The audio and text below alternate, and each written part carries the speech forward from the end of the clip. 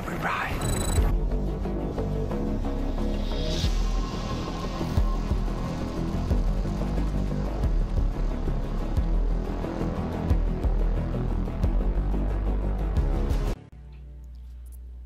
What up, people? It's your boy Dradus, the casual beast for the average gamer. Got some Medal of Honor Warfighter here as a backdrop. I know this game had a really bad release, really bad launch. I covered it earlier on my channel. It's been a while, been a good month since I put up a gameplay. But I don't want to talk about the gameplay, it's just a backdrop. I want to talk about this game. We all know it was a failure by EA. And that's not to blame the Medal of Honor series itself. I believe that the developers, Danger Close, the studio, is a good studio. In Medal of Honor 2010, they did a great job. That was one of the best, most authentic campaign/single players I've ever seen. Now the multiplayer on that one, you can't blame them because DICE made that. That was an EA thing. Danger Close did not make the multiplayer back then. This new one, yes, Danger Close made both, but new information is coming out about some of the things that might have led into it. And once again, it all comes down to EA fucks up another game because they're just like Activision. They're a greedy ass publisher and they just fuck things up. Greg Goodrich was the, I don't know what his title was, but he basically was the project overseer of Medal of Honor 2010 single player and Medal of Honor Warfighter.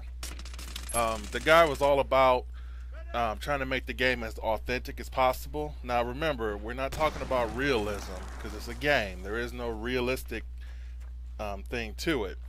He was trying to make it authentic, okay, which means that it was portraying, you know, authentic events and how operators really act out in the field and whatnot. In any effect, the guy was, you know, very on top of things. You know, I mean, he was well respected in the SF community as far as making games because, you know, he didn't make them arcadey like and whatnot. In any effect, it comes out, and we were wondering why you hadn't heard from him anymore. And I ran across a couple articles and a couple posts about it, and I give credit to Off Duty Gamers website. They were the first ones I saw that broke this information because they were pretty close in ties with the game. Broke this information that, like, Goodrich, what we found out now is EA actually fucking fired the guy. They removed him from the project before release. Now, the way the timeline breaks down is, you know, this guy was in charge of things and developing the game, and they had some issues with about a project honor and trying to raise money within the game as far as selling a few real world operator objects, you know, the axe and whatnot, and you know, some things that happened, and it kind of backfired on EA, and some of the backers kind of backed out.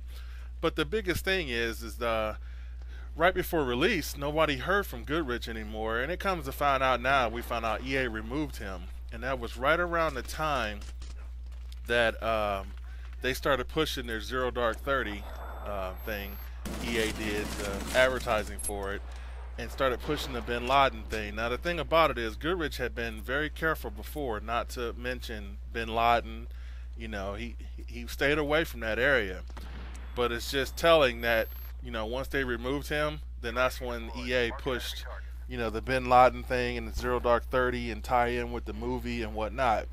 Now the game released, and now everybody finds out the game had so many bugs and it really wasn't finished, and that's kind of why the game didn't do well. Honestly, the game wasn't finished. I mean, I couldn't even finish my single player of it. You know, the game glitched out on me on 3 different levels, and at one level I could not go any further. Every time I start the game over, went back to that same spot, it glitched out. And then, you know, the multiplayer had a lot of issues, and a lot of that is EA and their crappy servers. And, you know, it's easy to blame the developer a lot of times, but in this case, this is obviously the publisher, because this game was not ready to be on the market, but they were so worried about trying to get, you know, Call of Duty money and get sales in quickly before that, you know, and they tricked the population. And it's sad because the Medal of Honor series is what's going to suffer for it, because EA is just going to write it off, and we may not even see another Medal of Honor game. This used to be a great series. But once again, EA has just destroyed something that was good. Goodrich was a good guy and very talented, and it made the Danger Close studio look bad. And it really all comes down to EA. And they're not saying anything about it. They told people they don't comment about employees, you know, situation and whatnot. And there hasn't been a patch for the game Warfighter yet at all. I think they're waiting for their download content. You know, the download content is coming up here, and they may put a patch out with that, and then they're done with it. They're not going to support that game any further after that. But it's just sad, man, that EA just, you know, just kills things. Everything they touch, they seem to just kill. I mean, Madden and basketball, and, you know, just everything they do. It's all about greed and about money, and it's just sad, man. Medal of Honor could have been a great game if they would not have touched it. It obviously wasn't ready. And one of the biggest mistakes is, do not put out another first-person shooter right at the time of Call of Duty. Call of Duty may not be what it used to be, but it's still the most popular game. You know, you're not going to beat it in sales. You're not going to get those kids to switch over. It's just not going to happen. Put your game out, you know, January, February, March, away from Call of Duty. When everybody's bitching about Call of Duty and tired of Call of Duty, then put your game out, and you'll do a lot better.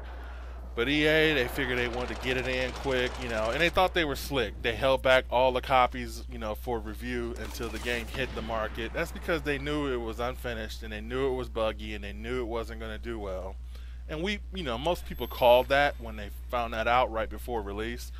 And, you know, and they kept saying, oh, no, there was just a miscommunication. But they were lying.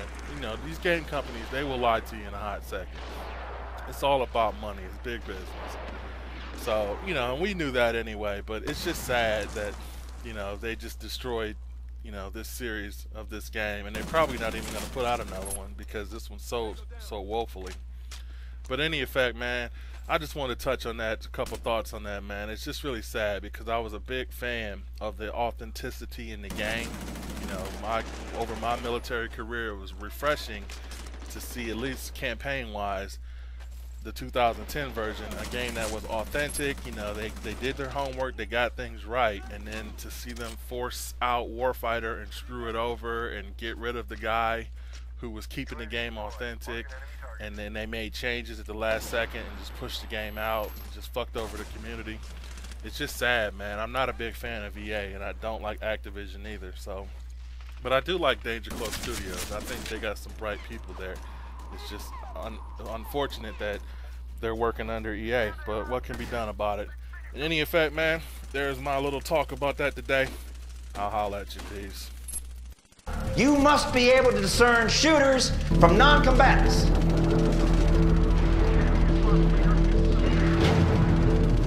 At the end of the day, we cannot say definitively that bin Laden is there.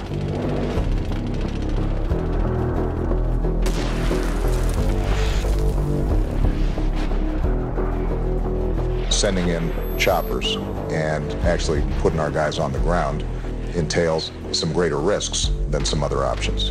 But it's important for us to be able to say that we definitely got the guy.